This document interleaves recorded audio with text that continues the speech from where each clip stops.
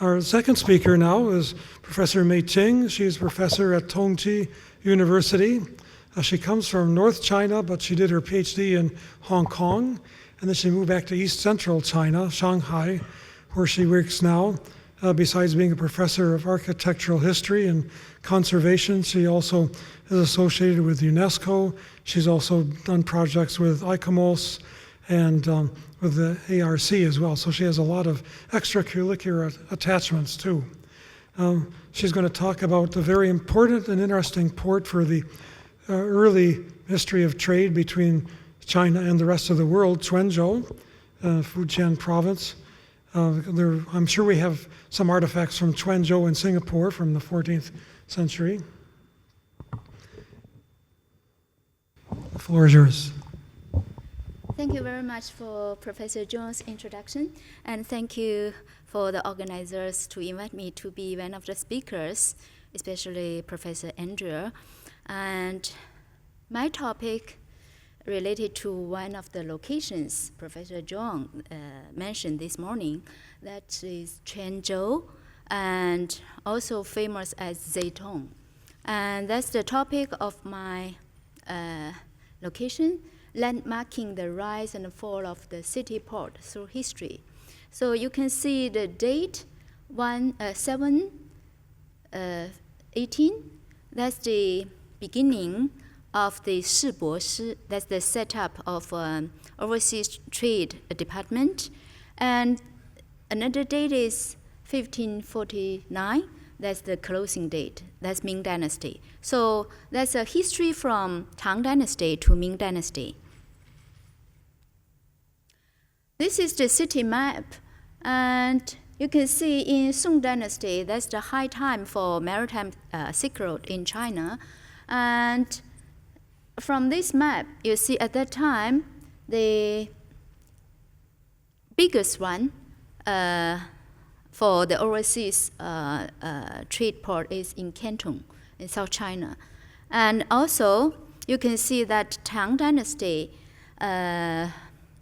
witnessed the rebellion of the Anshi Zhiluan, Anshi. And because of the Silk Road on the road to Central Asia blocked at that time.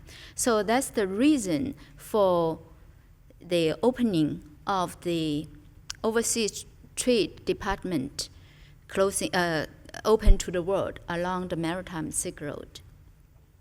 So in Song Dynasty, the emperor Shenzong requested to set up the overseas trade department at Quanzhou in 1087. Since then, the rapid development of the port city by sending ships out for trade caught up with Guangzhou. So this is the original site, and Quanzhou quite near to this site. So these two city ports became the starting point of overseas Maritime Silk Road, the starting point. And many travelers mentioned these two city ports in their travelogue or in their diaries, and also in some records. In Yuan Dynasty, a Jewish merchant, Jacob, set out on a voyage from Italy. A year later, he arrived in China at the coastal metropolis of Zayton. That's the city of Quanzhou, now named Quanzhou, the city of light, now known as Quanzhou. 4 years before Marco Polo arrived at Shangdu in 1275, because in Western society, Marco Polo's travelogue quite famous, and because of his records about Yuan Dynasty, and inspired many Europeans' imagination about China and also about the Far East. Although some scholars think it's some things not happened, in fact, but anyway, it's the famous diary or travelogue, and also some invisible cities appeared in history. And Jacob's account of his travel, a remarkable manuscript, had been hidden from public view for more than 7 centuries. The account was praised as providing an unparalleled insight into life in the medieval world. So the name, the City of Light, refer, in fact, the city of Quanzhou. Vivid and insightful, this account has great historical significance. It not only describes the adventures of a medieval trader, but also comments on Chinese society and manners through the eyes of a European man of learning. The City of Light brings spectacularly to life Jacob's encounter with one of the world's great civilizations. And the travelogue of Marco Polo. Marco Polo, the son of a Venetian merchant, set out in 1271 on a journey along the Silk Road to Shangdu, capital of the Mongol Empire. That's the Yuan Dynasty in Chinese history, where he was reputed to have stayed for over 20 years. He was not the first European to visit China, but he traveled much more extensively than his predecessors. On returning to Venice in 1295, he published an account of his travels, which was a huge bestseller, even though much of the book was regarded as fiction by contemporary readers. So this is one part of his writing. This part I will not read word by word, but scholars still argued about whether he really visited some places or not. So Marco Polo believed Zayton to be one of the 2 greatest commodious ports in the world. Another is Ibn Battuta, embarked on a 75,000 miles journey traversing the Islamic world from Africa across the interior of Asia and then on to China. Returning finally to Morocco in 1354, he dictated an account of his travels, which was then forgotten, even in the Islamic world, until recently when its discovery and translation into English belatedly sealed his reputation as the greatest of medieval travelers and the most reliable history. Another is the Friar Odoric. He traveled to China, also in Yuan Dynasty, and he called Quanzhou Zayton. And this is his description.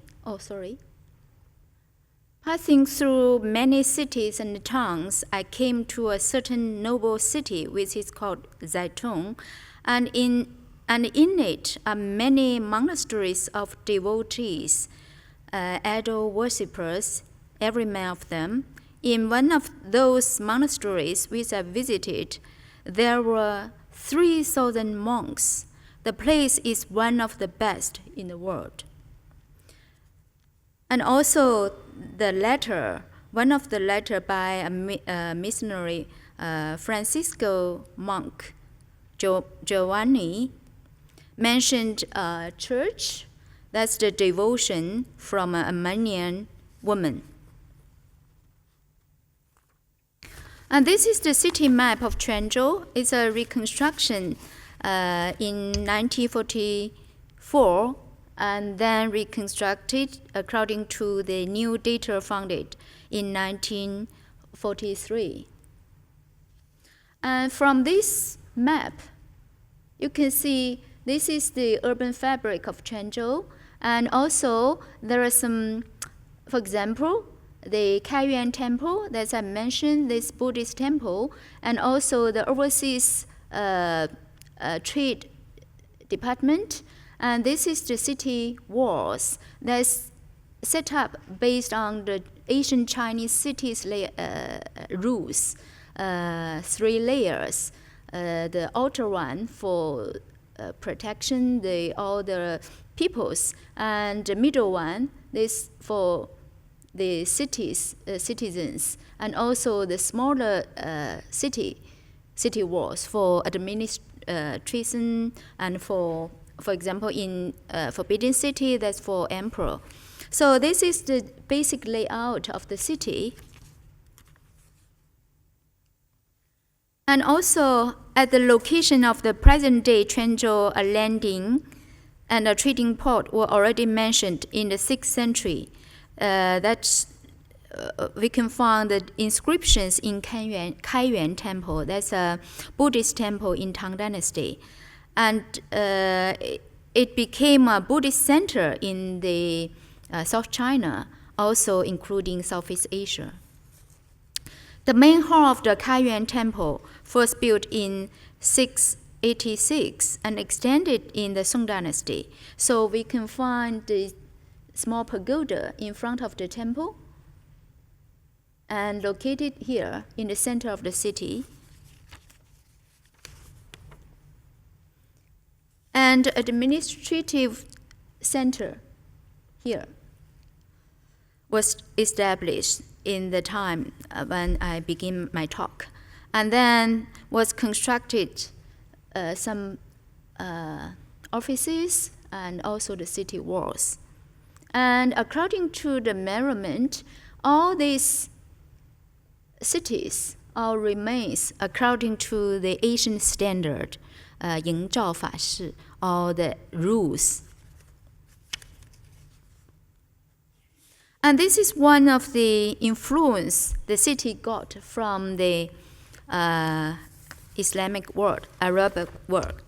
And the increasing prosperity of the port attracted a number of foreign merchants to Quanzhou, which soon developed a considerable community of traders from India and the Middle East. In 1009, the Muslim community built its own mosque in Arabic style, the oldest still existent mosque in China.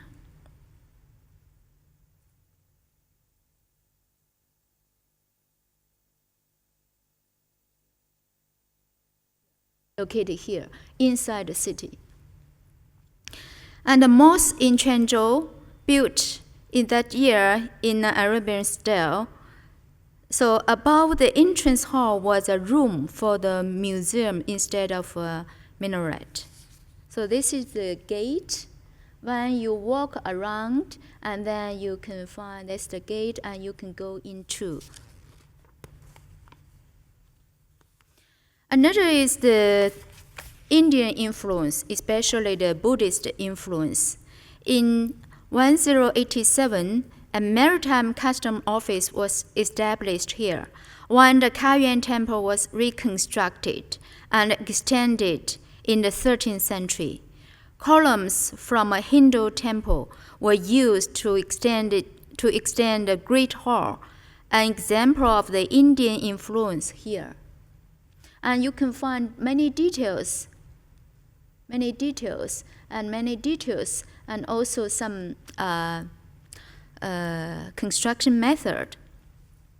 The temple's 2 pagodas. This is one of the pagoda that in front of the main hall, were reconstructed in 1228 and 1237 to replace the old timber structure. So this is the reconstruction with stones and bricks, but the same facade or same construction styles. It's pretty like the timber structure. And also the eastern pagoda of the Yuan Temple in Quanzhou, it was originally as a temple structure, and imitating the new one in stone, imitating the temple's construction, and with many details and with many stories inscribed on each side. And this is the city of Quanzhou in the region, in the southern Fujian region. And you can see this, this is the regional map. So this is the harbor, and one of the harbors, and this is the city, and this is the Muslim communities, and also some, the so-called suburban area. So this is the city, and all this, the city gate. If you are familiar with Chinese city, usually each layer of the city wall, the people build the city gate in the east, south, west, and the north. So this is the architectural remains. If we study from an architecture or from archaeology science, so they are the remains as a heritage.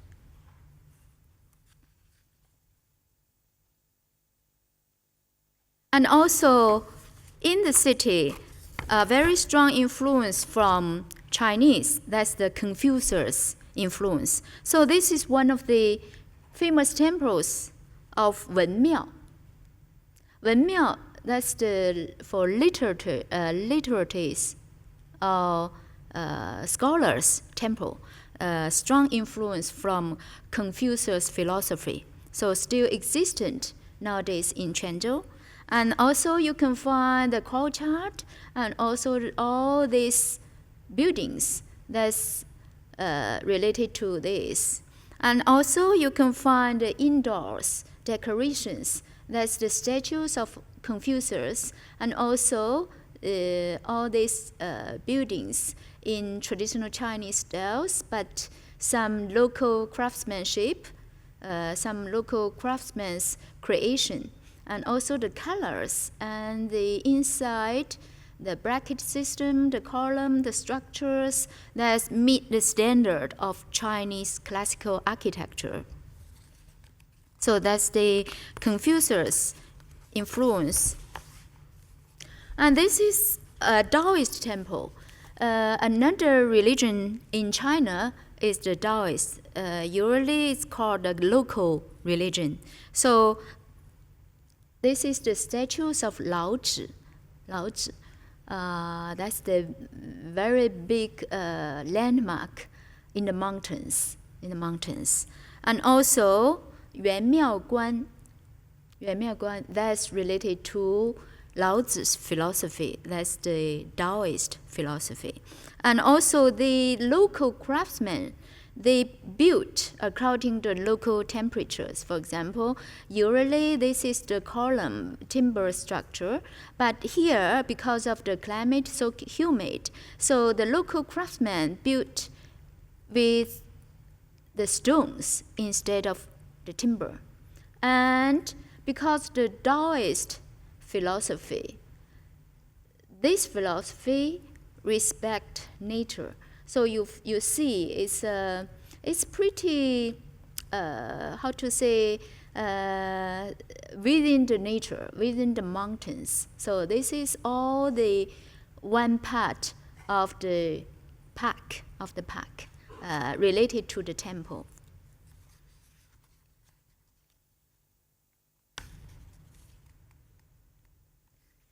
And also the Buddhist influence.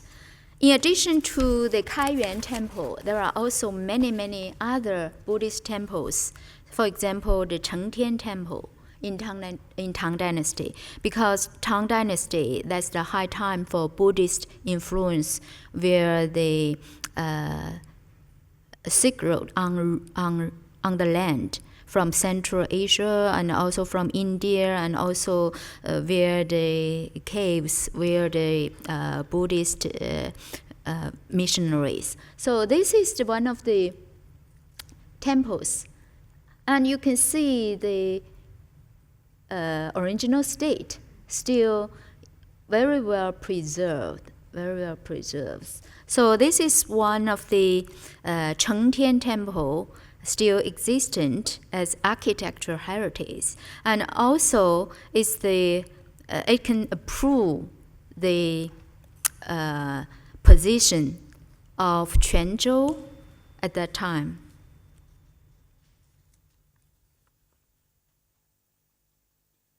When Ibn Battuta, the Arabian traveler, visited Quanzhou in his time, he wrote, "The port of Zayton is one of the largest in the world, or perhaps the very largest. I saw in it about 100 large junks. As for small junks, they could not be counted for multitude. It is formed by a large inlet of the sea, which penetrates the land to the point where it united with the great river. In this city, as in all Chinese towns, a man will have a fruit garden and a field with his houses set in the middle of it. For this reason, their towns are extensive. The Muslims live in a town apart from the others." So that's his record. And also, some record represented either at the temple or at other objects. So this is one of the descriptions at that time.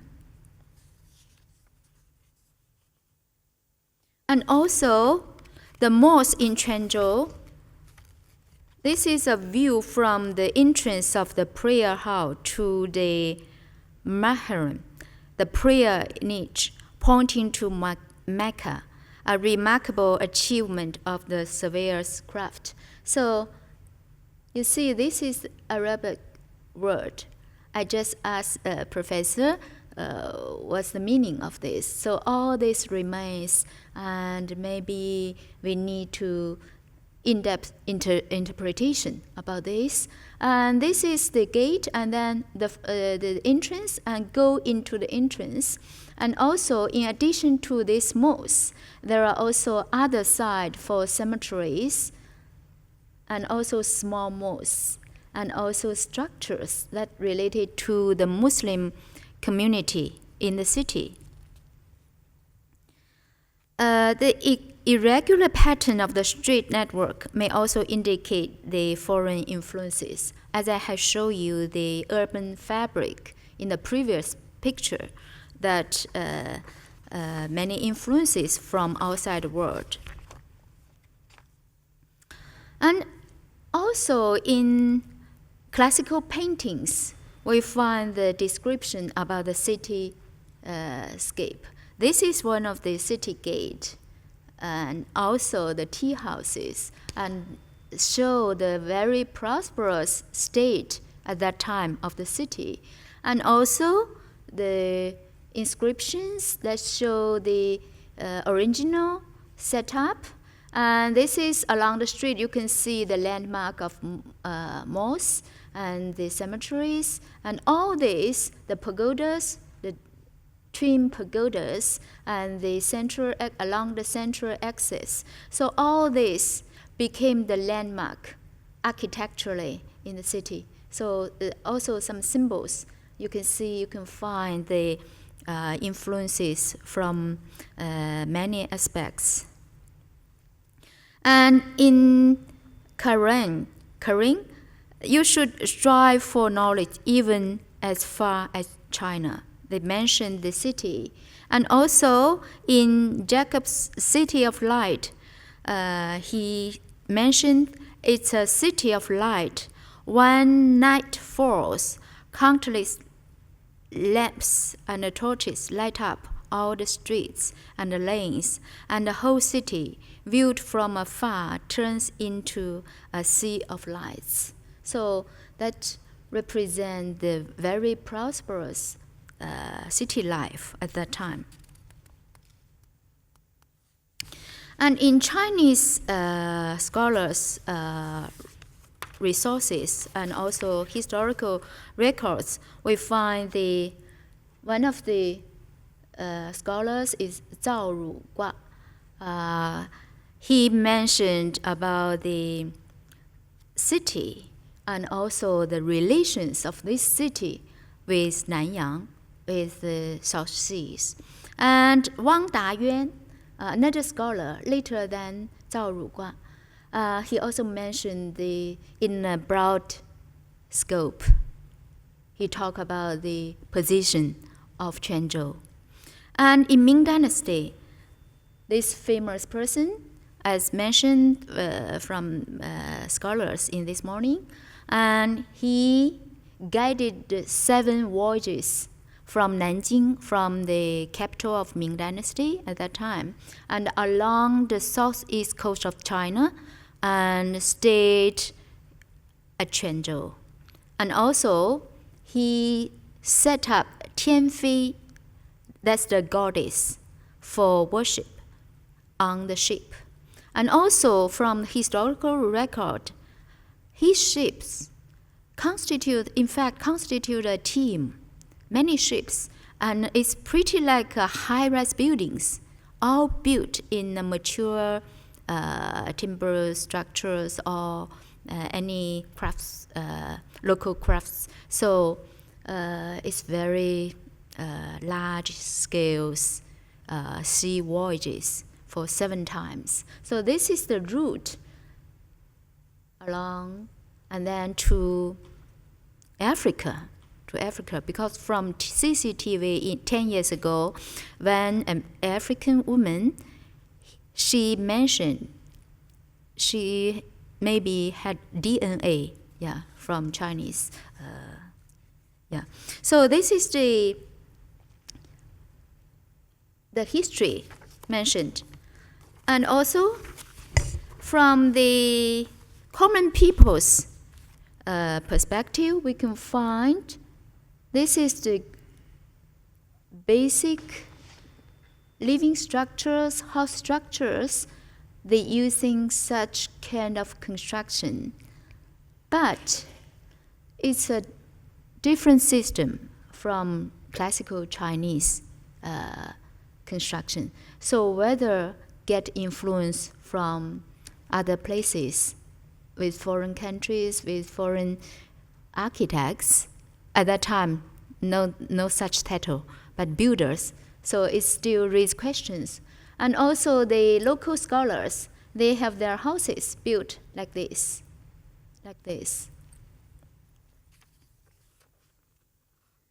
And because the topic is about the rise and the fall of this city, so let's return to the question. So why the rise as one of the port cities along the Maritime Silk Road? Because the blockage of the Silk Road on the route in Tang Dynasty, and China shift the traffic to the sea. That's one of the reasons. And the establishment of the overseas department set up in Quanzhou play a very important role in Tang Dynasty. And why in Ming Dynasty the city declined? One important, because many things happened in the city, but one of the most important events, or how to say the accident, or maybe wars happened that related to the some Arab communities, Islamic communities, and Persian communities inside the city at the end of Yuan Dynasty. So the local people find they have no status. All the, for example, the higher status person are all the color eyes peoples. So maybe that's one of the reasons they try to control, but the colonized peoples armed rebellion in Quanzhou. So at that time, that's one of the reasons for another dynasty, the emperor, Ming Dynasty, the first emperor, to think about whether this city is still open to the Arabic world or Persian world. That's one of the reasons. And another reason, that's the inner reason. Another reason is during the Ming Dynasty, some Japanese invasion along the sea coastal. And until the Jiajing emperor, there's many wars happened along the sea. So the Emperor Jiajing decided to move the overseas department to another part instead of Quanzhou. So closing of the overseas department became another reason for the decline of the city port. So that's the point that I return to my topic, the landmarking the rise and the fall of a city port through history. Thank you.